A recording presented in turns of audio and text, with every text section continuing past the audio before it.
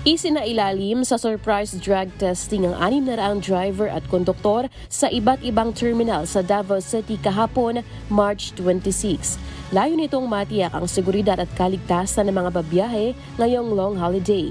Sa ilalim ng programang Oplan Harabas, bawal magmaneho ang mga tsoper na lasing o gumagamit ng iligal na droga. Ang mga magpupositibo sa iligal na droga ay kukumpiskahin ng driver's license at sumailalim sa rehabilitation at counseling. Sa Davao City Overland Transport Terminal, negatibo sa test ang lahat ng mga tsoper at konduktor. So ganihan, nag-random testa sa mga drivers. So 100% negative sa 175 drivers, 0 ang positive sa drug. Diri sa Dicot.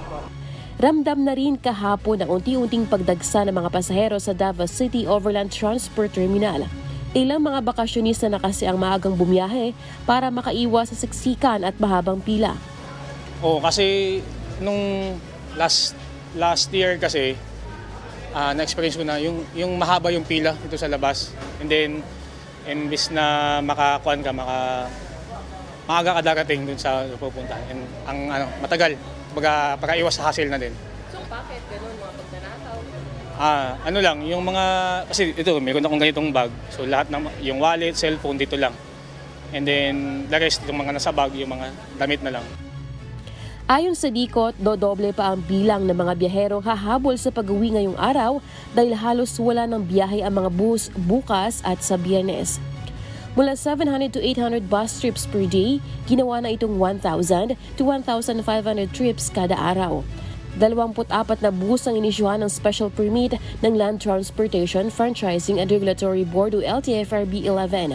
So karon katupa lang atong issue kay pag nakita na nato on site ang needed na mga buses, dito na ta mag-issue of special permit.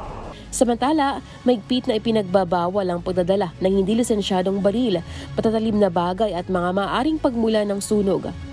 Dito sa loob ng Davao City Overland Transport Terminal, mahigpit na ipinapatupad ng Anti-Unattended Bag Ordinance o bawal mag-iwan ng mga bag na walang nakabantay dahil maaari itong pagmula ng alarm o panic. 3,000 pulis naman ang ipinakalat ng PRO 11 sa mga bus terminals, simbahan, airport, pantalan at malls upang magpatupad ng seguridad. Lelaine Moreno, humahataw sa balita ngayon.